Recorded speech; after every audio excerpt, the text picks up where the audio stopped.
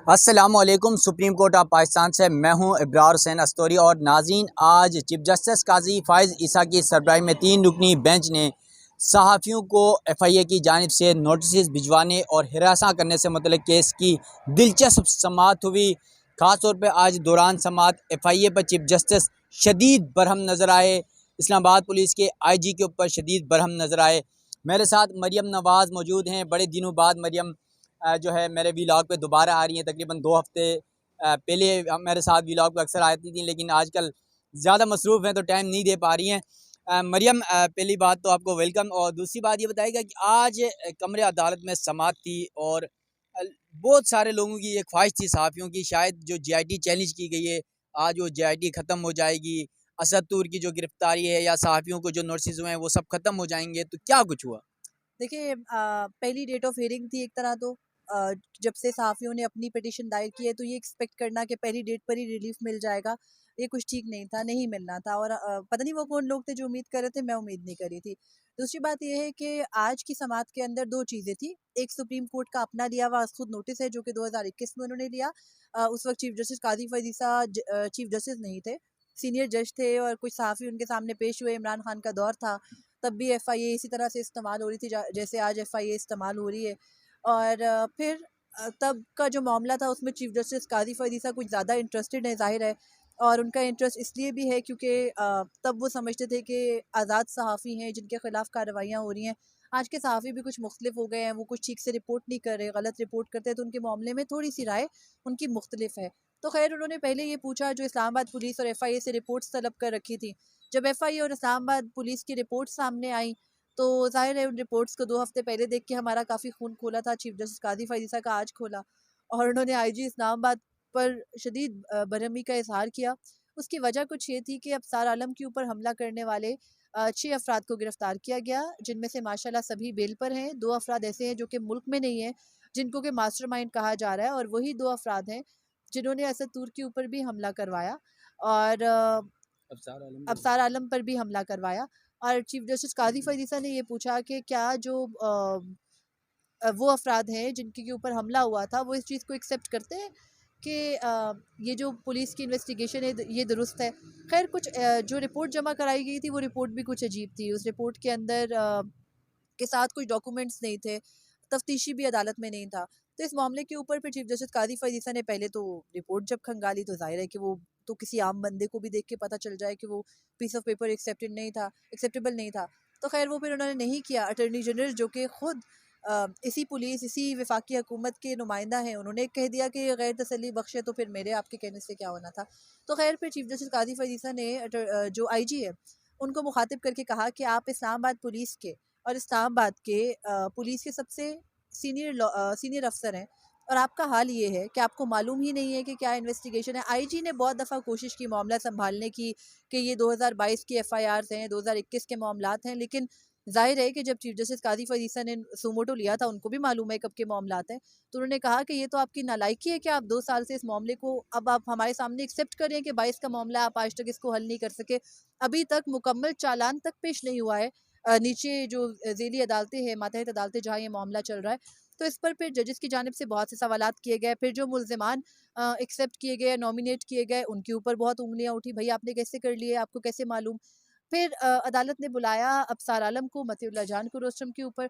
अबसार आलम साहब ये कहते हैं कि जो पुलिस ने 2 साल बाद आ जाके अदालत में बताया, वो तो उनको अपने हमले के अगले रोज़ ही मालूम था, तो इसमें कोई नई बात नहीं है। उसके अलावा मतीउल्लाह जान से पूछा गया। अब मतीउल्लाह जान साहब के मामले में प्रॉब्लम ये है कि मती साहब की फ़ौरन से वीडियो आ गई थी, आपको याद होगा, CCTV निकलवा ली गई थी, सहाफ़ी सारे पहुँच गए थे। तो वो जो CCTV निकलवा ली गई थी उसके अंदर आइडेंटिफ़ाई हो गया, गाड़ियों के नंबर पता चल गए, ये पता चल गया कितनी गाड़ियाँ, कितने लोग थे। उस पे जो पुलिस के अफ़सर मौजूद थे अदालत में, वो ये कहते हैं कि एक यूनिफ़ॉर्म्ड 2 लोग थे, जो मतीउल्लाह जान को ब्लैक कलर की यूनिफ़ॉर्म में जो गाड़ी से निकाल के ले गए। तो चीफ जस्टिस ने कहा कि वो यूनिफ़ॉर्म किसका था? उन्हें कुछ मालूम नहीं था। फिर उन्होंने कहा कि अच्छा गाड़ियाँ कितनी थी? तो कहते हैं 2 ही गाड़ियाँ थी। मती साहब ने आके बताया कि 3 गाड़ियाँ सामने थी, पीछे भी पूरी गाड़ियों का जाल था, और G6 में वो उस जगह से उठाए गए थे जो जगह बंद होती है, वो रास्ते, वो रुकावटें हटा के आए, और एम्बुलेंस भी साथ थी। तो उस पर फिर चीफ जस्टिस ने कहा कि अच्छा ये तो फिर जो 2 डाकू आपने अबसार आलम और असद तूर के केस में लगाए हैं, उन्हीं ने ये एम्बुलेंस भी लाई होगी, वही यूनिफ़ॉर्म में भी होंगे, उन्हीं के ऊपर ये जुर्म भी थोप दें आप। तो खैर ये तमाम तर मामला हुआ। FIA और पुलिस की जो रिपोर्ट्स थी उनको मुस्तरद कर दिया। फिर मामला आया जो सहाफ़ियों की अभी एक दरख्वास्त दायर हुई है उसका। सलाहुद्दीन अहमद ने ये बताया कि 115 इंक्वायरीज़ JIT बना के निगरान हुकूमत ने लॉन्च की। उनमें से 65 सहाफ़ियों को नोटिस जारी किए गए कॉल अप के। उन नोटिस पर अदालत क्योंकि पहले एक यकीन दहानी अटॉर्नी जनरल से ले चुकी है, तो फिर चीफ जस्टिस ने पूछा कि अब हुआ क्या उसके बाद। तो उस पर फिर सलाहुद्दीन ने ये बताया कि एक सहाफ़ी को गिरफ़्तार किया गया FIA की जानिब से, और वो असद तूर हैं, और उनको बुलाया गया, एक दफ़ा कॉल अप नोटिस किया गया, वो कॉल अप नोटिस पर गए, दूसरे कॉल अप नोटिस पर भी गए, दूसरे कॉल अप नोटिस पर उनको शाम गिरफ़्तार कर लिया गया और एक FIR अगले दिन अदालत में पेश की गई। उनका जो कॉल अप नोटिस था उसके ऊपर ये दर्ज था कि आपको इसलिए बुलाया जा रहा है क्योंकि आप सुप्रीम कोर्ट के जजेस के ख़िलाफ़ बदनीयती पर मबनी कैंपेनिंग करने में मुलव्विस हैं।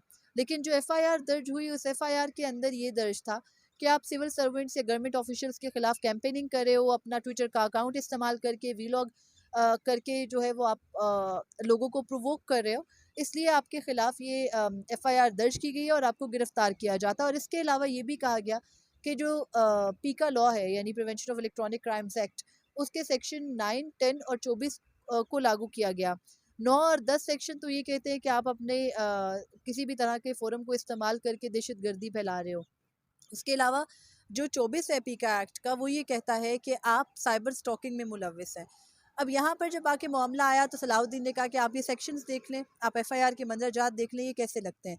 तो चीफ जस्टिस ने एक्सेप्ट कर लिया कि ये तो वेग है, FIR के अंदर तो आपने कोई ख़ास चीज़ लिखी ही नहीं है। अब यहाँ पर चीफ जस्टिस ने भी कहा कि आप ना कोई ट्वीट का हवाला दे रहे हो, ना आप अगले बंदे के वीलॉग या किसी कंटेंट का हवाला दे रहे हो।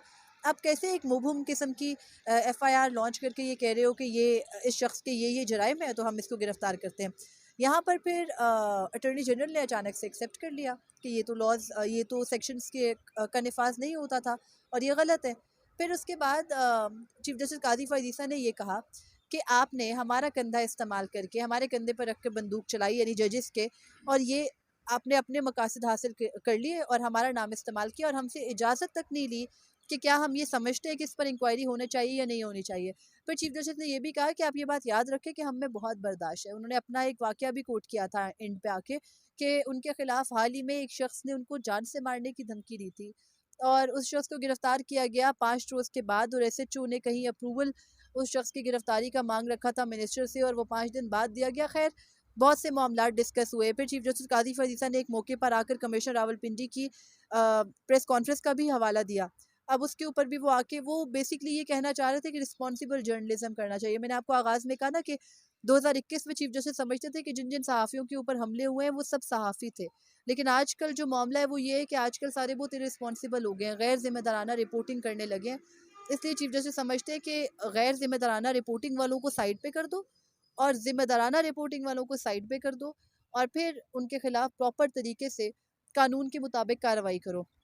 जब सलाहुद्दीन ने ये कहा कि FIA ने इतने ज़्यादा लोगों के ख़िलाफ़ अचानक से इंक्वायरी लॉन्च कर दी, तो चीफ जस्टिस ने कहा कि FIA भले हज़ारों लोगों के ख़िलाफ़ इंक्वायरी करे लेकिन कानून के मुताबिक करे।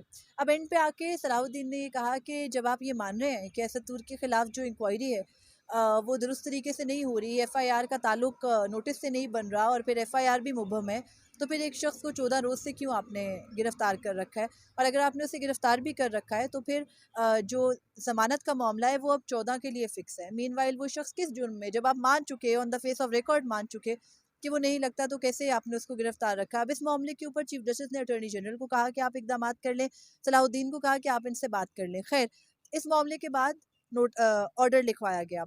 ऑर्डर लिखवाते हुए चीफ जस्टिस हमेशा बड़े इंटरेस्टिंग सी बातें करने लगते हैं।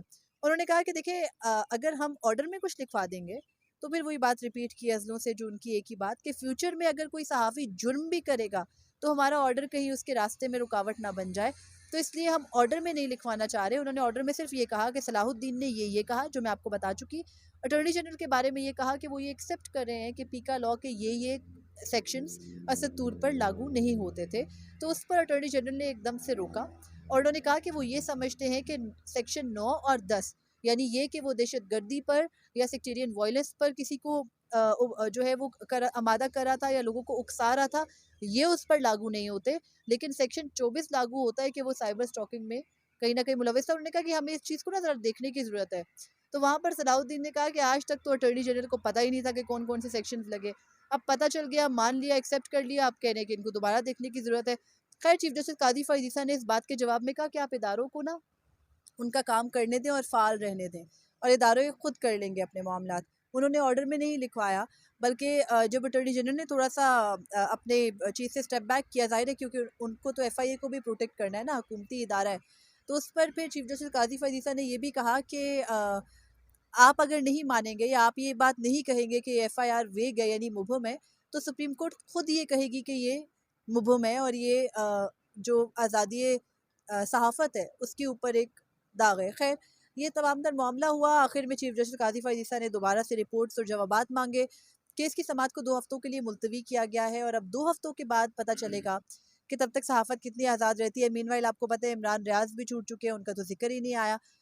असद तूर की भी मोस्ट प्रोबेबली अब तो अटॉर्नी जनरल ने भी कह दिया है, चीफ जस्टिस खुद भी कूद पड़े हैं मामले के अंदर, तो ज़मानत हो जाएगी। लेकिन मसला फिर भी आके वहीं पर रुकता है। वो मैंने आपको बताया ना, बीच में एक जगह पे शायद मेतला का जिक्र आया था कि वैसे शायद मिथिला का जिक्र आया था साबिक आर्मी चीफ जनरल बाजवा और जनरल फैज़ के हवाले से, हाँ। वो क्या तज़किरा था? ये मतीउल्लाह जान साहब और अफसार आलम साहब ने छेड़ा। असल में शायद मेतला के बारे में आपको याद होगा, लास्ट ईयर उन्होंने कोई स्टोरीज की थी जिसमें उन्होंने जनरल बाजवा के साथ अपनी मुलाकात को पूरा तहरीर की सूरत में पेश किया था। तो उसमें मतीउल्लाह जान कहते हैं कि वो मेरे ऊपर मेरे जो उठाए जाने का मामला है उस पर उन्होंने ये कहा था कि ये फैज़ हमीद ने किया था, जबकि अब सार आलम ये कहते हैं कि मेरे मुतालिक जनरल बाजवा का शायद मेतला की उस तहरीर के मुताबिक ये कहना था कि किसी जूनियर से ना गलती हो गई, यानी वो एक्सेप्ट करें कि ये फोर्सेस का काम था, चाहे वो इंटेलिजेंस की एजेंसी का था या फिर इनका था फौज का डायरेक्टली। तो उस पर चीफ जस्टिस काजी फ़ाइज़ ईसा ने एकदम उस मामले को यूँ समेट दिया। उन्होंने कहा नहीं नहीं, हम उनको उन्होंने कहा कि आप शायद मेहता को नोटिस करके पूछ लें कि वो जनरल बाजवा से मुतालिक क्या कहते हैं। अब यहाँ पर तो ये भी कह गए, अब सार आलम के जनरल बाजवा के इस इंटरव्यू के बाद तो उनके ऊपर पाबंदी लग गई कि आप ना बस किसी से बात ना ही करें, क्योंकि आप बात करते तो पोल खोलते हैं। किसका? जनरल बाजवा के इंटरव्यू पे? हाँ जी, जी। जनरल बाजवा के ऊपर पाबंदी लगी थी कि आप किसी को इंटरव्यू नहीं देंगे, किसी से मिलेंगे नहीं। लेकिन फिर चीफ जस्टिस काज़ी फ़ाइज़ ईसा एकदम से फिर गए। मुझे उससे पता है क्या याद आया? मुझे याद आया शौकत अज़ीज़ सिद्दीकी का केस। जब जनरल बाजवा का नाम आया तो चीफ जस्टिस ने कहा था कि आप नाम कैसे ले सकते हैं। उसके बाद फैज़ हमीद को नोटिस किया। फैज़ हमीद नोटिस पर अपने वकील को भेज भी चुके, लेकिन वो समझते हैं कि फैज़ हमीद का कोई ताल्लुक नहीं था इस मामले से। तो वो फैज़ हमीद और जनरल बाजवा को क्लीन चिट देने वाला मामला आज भी चलता रहा। तो मैं यही समझती हूँ कि जो एफआईए की 2021 की कार्रवाइयाँ थी या आज की कार्रवाई हैं, इन सब में मसला ये है कि असल जो ज़िम्मेदारान हैं, उनका नाम लिए जाने की यहाँ इजाज़त नहीं है, बल्कि ये समझते हैं कि रिपोर्टिंग या चीज़ें बिल्कुल फैक्ट बेस होनी चाहिए। आपके सामने एक फैक्ट लाने का तरीक़ेकार आपको बताया गया, लेकिन आप उसको ना सुनने को तैयार हैं, ना समझने को तैयार हैं, और उसके पीछे जब आपको ये कहा जाता है कि ये सब कोई सोची समझी मिली भगत या साजिश का हिस्सा है, तो आप कहते नहीं, हमारे ऊपर इल्ज़ामात कैसे लगा दिए। तो मसला ये है कि क्लैरिटी आप भी नहीं ला रहे। आप भी उन जगहों से भाग रहे हैं, बल्कि आप अपने ऊपर लगे इल्ज़ामात को और ऑब्वियस कर देते हैं जब आप उन मामलात की तहकीक की तरफ नहीं जाते। आज आपके सामने आया था मामला, आप कर देते नोटिस। वो तो मान रहे थे दोनों, वो तो खुद बता रहे हैं अपने मुँह से, लेकिन आपने दोबारा एक रिपोर्ट माँग ली है। अब देखते हैं उस रिपोर्ट के अंदर भी ये ज़िक्र रज़्कार होता है इन लोगों का या नहीं, और अगर नहीं होता तो फिर नेक्स्ट डेट ऑफ हियरिंग के ऊपर क्या होता है। ये होम्योपैथिक हो के एज़ हमेशा की तरह क्लोज़ हो जाएगा केस, या फिर इसके अंदर कुछ खुलेगा, अभी नेक्स्ट डेट ऑफ हियरिंग पर ही पता चलेगा। चलें, थैंक यू मरियम, यकीनन आपने वक्त दिया और आज कमरे अदालत में ये बड़ी इंटरेस्टेड समाअत थी और क्योंकि सहाफ़ियों का मामला था, 115 इंक्वायरियाँ हुई एफआईए की जानिब से, फिर 65 सहाफ़ियों को नोटिस जारी हुए, आपको पता है इलेक्शन से कबल। फिर सुप्रीम कोर्ट प्रेस एसोसिएशन जिसका मैं खुद सेक्रेटरी इंफॉर्मेशन हूँ, हमारी जानिब से रिक्वेस्ट की गई थी चीफ जस्टिस से कि इंतखाबात से पहले ये जो नोटिस जारी किए गए इनको इंतखाबात तक रोके जाएँ और इंतखाबात उसके बाद जब मामला आएगा तो उस पर किया जाए। फिर मतीउल्लाह जान, असद तूर और फिर अफसार आलम को जिस तरह उन पर हमले हुए और मतीउल्लाह जान का अगवा हुआ, वो तमाम तर तफसीलात आज कमरे अदालत में रखी गई। और फिर जो GIT Press Association Supreme Court की जानिब से चैलेंज की गई थी अदालत में, उस पर नोटिस जारी कर दिया गया है। जबकि आज यकीनन चीफ जस्टिस काजी फ़ाइज़ ईसा के चीफ जस्टिस बनने के बाद आज मैंने पहली बार इतना गुस्सा देखा उनको यकीन मानिएगा अगर आप कमरे अदालत में होते तो आप भी हैरान हो जाते हैं, क्योंकि ये समाअत लाइव भी नहीं चल रही थी, वरना अक्सर समाअतें आपको पता है यूट्यूब में बड़े मुकदमा लाइव भी चलते हैं सुप्रीम कोर्ट की वेबसाइट में, लेकिन वो भी नहीं चल रहा था। जो हम कमरे अदालत में मौजूद थे, हमें पता है कि किस तरह का माहौल था, और जो इस्लामाबाद के IG हैं अकबर नासिर, उनकी जो हालत बनी थी उनसे बोला नहीं जा रहा था, और चीफ जस्टिस इतने शदीद बरहम थे कि अटॉर्नी जनरल कोशिश कर रहे थे उससे चुंगल से निकाले और उसकी जान बख्शी जाए। फिर आपको पता है वक्फा हुआ, तकरीबन ये 3.5 घंटे से 3 घंटे की तवील समाअत हुई, और इस समाअत में अब देखना ये है कि अगली समाअत 2 हफ्तों के तक जो है रिपोर्टें मांगी गई हैं, जो असद तूर और मतीउल्लाह जान के गिरफ्तारी, असद तूर पर हमला, अबसार आलम पर हमले के हवाले से आज पुलिस की जो रिपोर्ट थी वो मुस्तरद कर दी है। फिर जो FIA की जानिब से सहाफ़ियों को नोटिस भेजे गए हैं, उस पर भी चीफ जस्टिस ने जो है अटॉर्नी जनरल पाकिस्तान को कहा है कि आप इस पर दोबारा गौर करें। इसके बाद असद तूर का मामला 14 तारीख उसकी ज़मानत का केस लगा हुआ है। यकीनन जिस तरह मरियम ने बात की, मुमकिन है 14 तारीख को आज की समाअत के बाद तो उनकी ज़मानत भी हो जाएगी, मगर यहाँ सवाल यही बनता है, जो आज की हेयरिंग के बाद मुझे जो खुद महसूस हुआ कि अगर इसमें असद तूर बरी हो जाते हैं, तो फिर जो असद तूर इतने दिन गिरफ़्तार हुए, टॉर्चर किया गया, बंद कर के रखा गया, ज़हनी तज़ब्ज़ुब का वो शिकार रहे, इसका ज़िम्मेदार कौन होगा? ये बड़े सवालात ज़रूर हैं।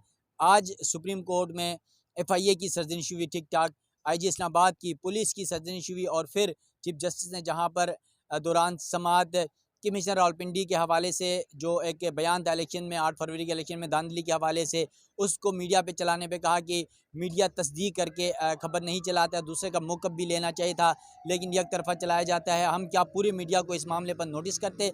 ये सारे सवालात भी चीफ जस्टिस की जानिब से उठाए गए, और फिर साबिक आर्मी चीफ जनरल बाजवा और जनरल फैज़ का नाम यहाँ पर मतीउल्लाह जान और शाहिद मतलक के इंचू के मुताबिक नाम लिया गया कि उन्होंने इंचू में ये सारे इंकशाफात किए हैं, ये बातें की हैं। अबसार आलम साहब ने भी ये बात की है। तो ये सारी चीज़ें हैं। अब अदालत क्या कुछ करती है? अगली समाअत 25 मार्च तक मुलतवी की गई, और 25 मार्च को पीर है, पीर के दिन फिर समाअत होगी। तो इस मुकदमे में क्या कुछ होगा, और मज़ीद भी सुप्रीम कोर्ट समेत मुल्की अदालतों और मुख्तलिफ सियासी और आम मामलात पर होने वाली तमाम तर तफसीलात से हमेशा की तरह आप नाज़रीन को आगाह करता रहूँगा। सुप्रीम कोर्ट से अपने मेज़बान इब्रार हुसैन अस्टोरी को दीजिएगा इजाज़त। अल्लाह हाफ़िज़।